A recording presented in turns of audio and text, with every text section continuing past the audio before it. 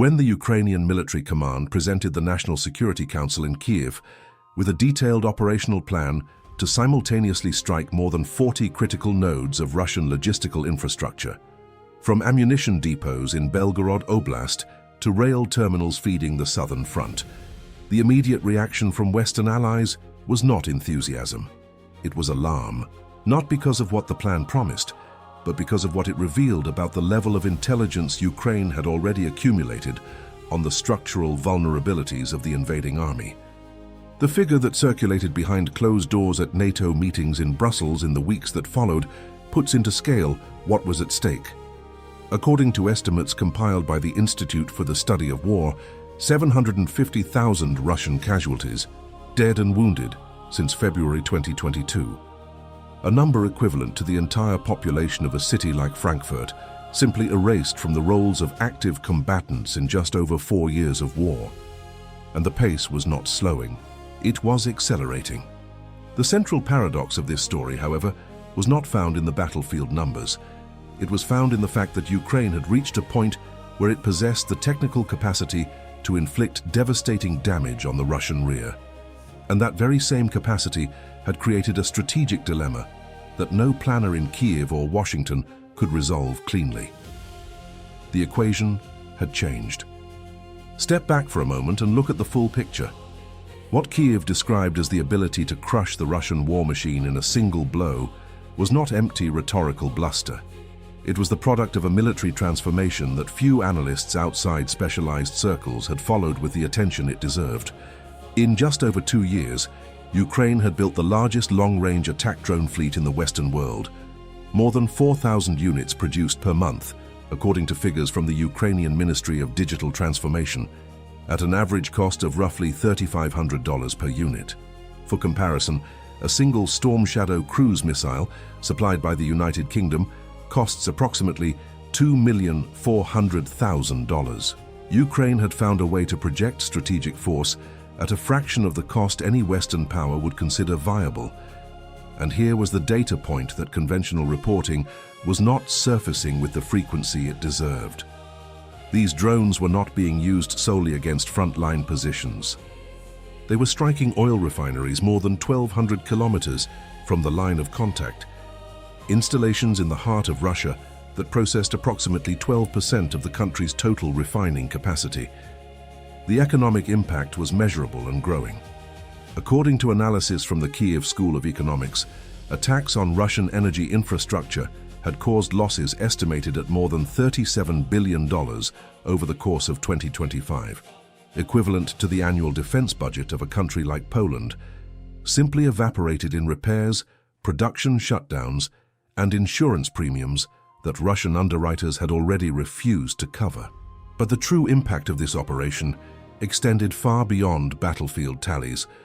The plan Kyiv had presented, described by sources inside the Ukrainian government as the capacity to deliver a simultaneous, coordinated strike against the logistical nodes sustaining the occupation, depended on a condition that was not within Ukraine's control: authorization from Western allies to use NATO-supplied long-range weapons against targets on Russian territory. And it was precisely here that the paradox closed in on itself. Ukraine had the intelligence, it had the targets mapped, it had its own drones for part of the operation. But for the simultaneous blow that promised to crush Russian logistics in one stroke, it needed American ATACMS missiles and British Storm Shadows, weapons whose use against Russian territory remained under political restrictions that Washington and London reviewed month by month, without ever granting the full authorization Kyiv demanded. In a moment, you will understand why this specific impasse between military capability and political constraint changed the nature of the entire war. But first, there was a human dimension that embodied the dilemma in concrete terms.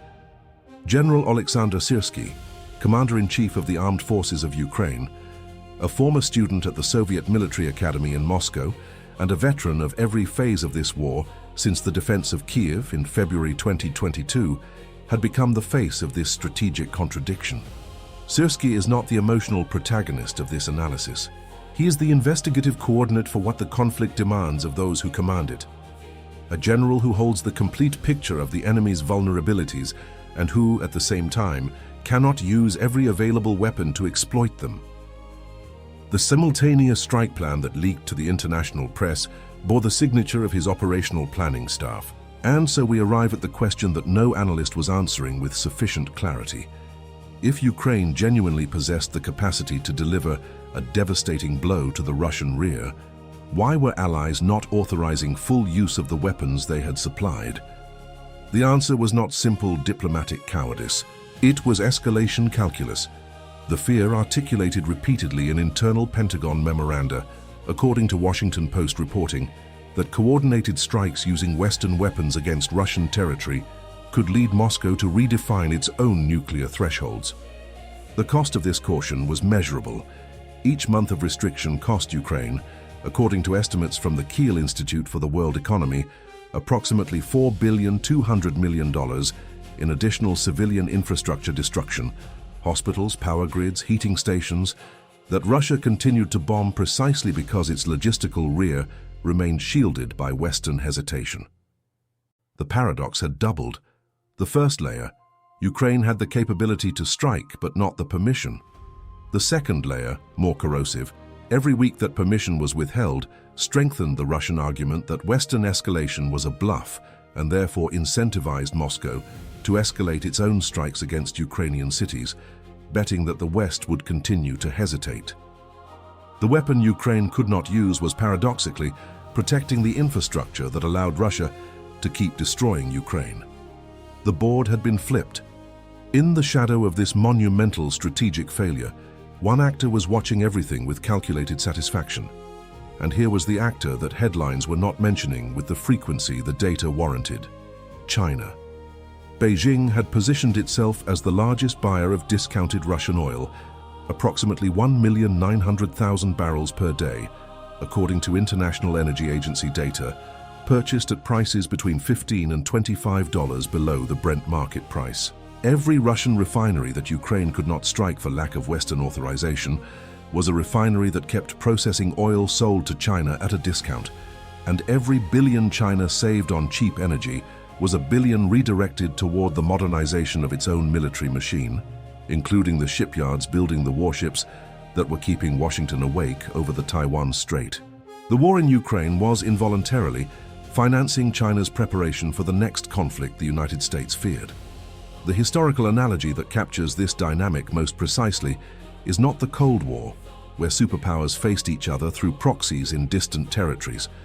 It is the Russo-Japanese War of 1904 and 1905, when Imperial Japan held clear tactical naval superiority over Tsarist Russia, yet depended on British and American financing to sustain the war effort. And every condition imposed by those financiers constrained Tokyo's operational options on the battlefield. Ukraine in 2026 was living an updated version of this dilemma.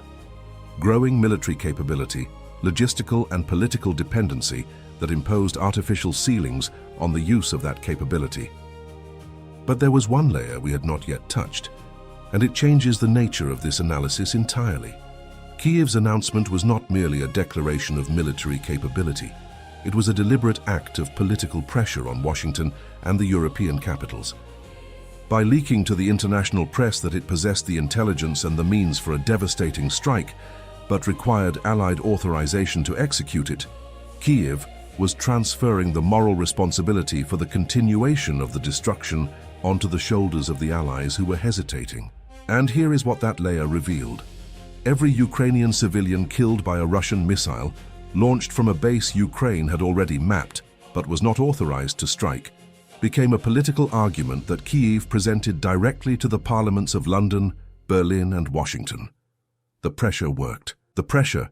In May 2026, the United Kingdom quietly expanded authorization for the use of storm shadows against logistical targets on Russian territory, according to sources within the British Ministry of Defence, the first significant relaxation since the restrictions were imposed. Consider carefully what this figure represents in practice. The storm shadow has a range of approximately 560 kilometers, sufficient to strike Russian air bases, ammunition depots, and command centers that until then had operated under the certainty that they were beyond the reach of the war. Russia cannot sustain this bleeding indefinitely, and the end of that period will determine the future not of a single country, but of all of Europe. And here is what that detail changed. The Russian response to the British relaxation was immediate and revealing. Moscow announced the redeployment of 3 S-400 air defense brigades from strategic reserve to protect logistical installations in southern Russia, systems that had originally been positioned to defend Moscow and St. Petersburg. The cost of this redistribution was twofold. Every S-400 battery withdrawn from the defense of the Russian capital was a battery that would not be available should NATO need to project air power in a direct confrontation scenario.